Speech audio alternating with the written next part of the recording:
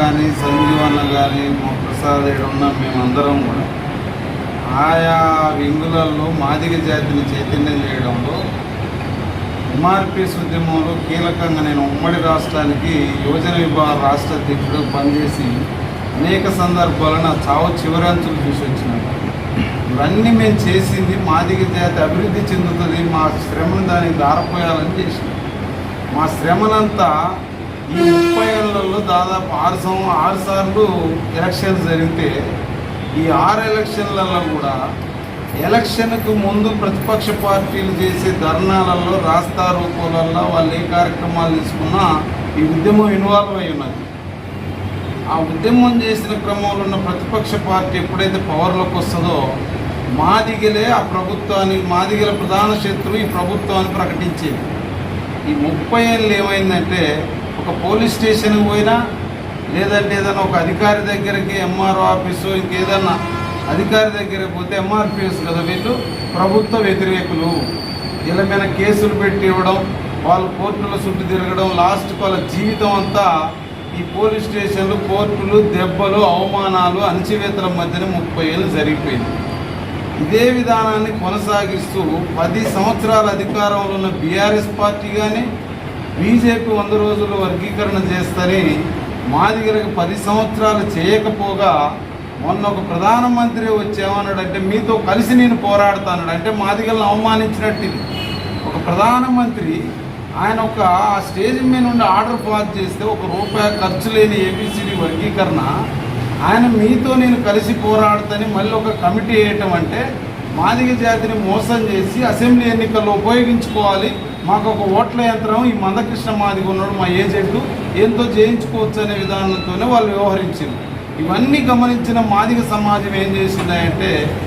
ఒక డిప్యూటీ సీఎంని అర్ధాంతరంగా ఓడబీకి అవమానించి 10 సంవత్సరాలు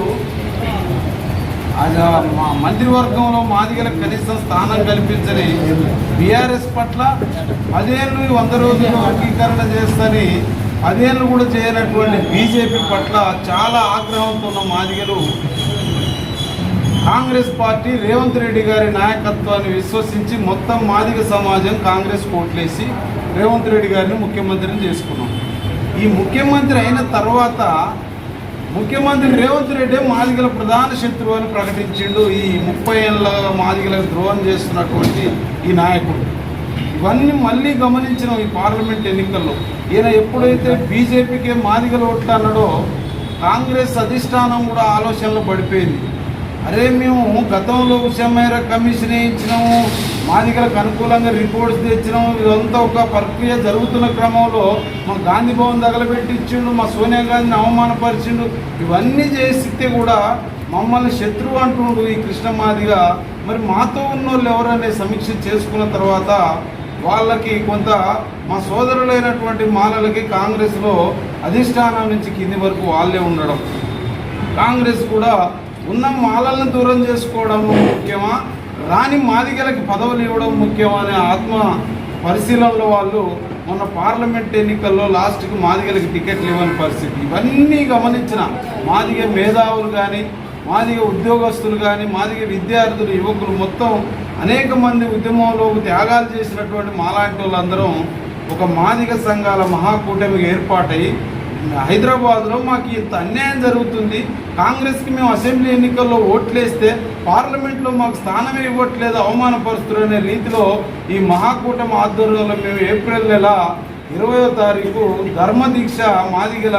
ధర్మదీక్షని పెట్టినాం. ఈ ధర్మదీక్షకు స్పందించినటువంటి అధిష్టానం కాంగ్రెస్ పార్టీ ముఖ్యమంత్రి గారు రేవంత్ రెడ్డి గారు మా మహాకూటమిని పిలిపివ్వడం జరిగింది. మహాకూటమిని పిలిచిన తర్వాత మేము పోయి ముఖ్యమంత్రి గారికి చెప్పినాం, అయ్యా మాకు ఇట్లా అన్యాయం జరిగింది, గతంలో అనేక సందర్భాలలో మాతో మీరు చర్చించినప్పుడు మాదిగలకి మేలు చేస్తానని చెప్పారు కదా, ఏంది ఇది అంటే మీ నాయకుడే పోయి బీజేపీ అన్నాడు,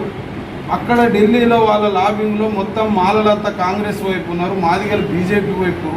లేని వాళ్ళకు మనం ఇచ్చి బాధపడడం కంటే ఉన్నోడిని దగ్గర చేసుకోవాలనే రీతిలో కొంత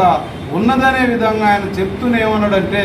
ఈ జరిగిన నష్టాన్ని 100% ఎలక్షన్ తర్వాత మాదిగలకు మొదటగా ప్రాధాన్యత ఇచ్చేటటువంటి అవకాశం ఉందని ముఖ్యమంత్రి గారు మా మహాకూటమికి చెప్పడం, మేము ఒక రాజ్యసభ సీటు, 2 ఎమ్మెల్సీలు, కార్పొరేషన్ చైర్మన్లు 10 నుంచి 15 ఇవ్వాలి, మా ఉద్యోగులకు కానీ ప్రమోషన్లలో కానీ ఇంకా ప్రభుత్వంలో భాగస్వామ్యం ఇవ్వాలని మేము ముఖ్యమంత్రి గారిని కోరితే వారు చాలా సానుకూలంగా స్పందించి నేను ఖచ్చితంగా ఎలక్షన్ తర్వాత మాదిగలకి న్యాయం చేస్తానని చెప్పడం వల్ల మేము పార్లమెంట్ ఎన్నికల్లో మొత్తం కాంగ్రెస్ అభ్యర్థులకు మద్దతుగా మాదిగ సంఘాల మహాకూటమి పనిచేసింది. మొత్తం మాదిగ సమాజం మొత్తం కాంగ్రెస్ అభ్యర్థులకు ఓట్లేసారు. ఎందుకంటే మేము తిరిగిన సర్వే ప్రకారం మా మాదిగ సమాజం మేము ఈ మహాకూటమి పట్ల ఉన్న విశ్వాసము, మహాకూటమి వల్ల రేపు భవిష్యత్తులో మాదిగలకి న్యాయం జరుగుతుందని మొత్తం మేము తిరిగినటువంటి 33 జిల్లాలలో మా మాదిగలు మేధావులు అందరూ కూడా కాంగ్రెస్ పార్టీకి అల్లగా నిలబడ్డాడు. రేపు కాంగ్రెస్ అభ్యర్థులను మేము గెలిపిస్తున్నాం. కానీ గెలిచిన తర్వాత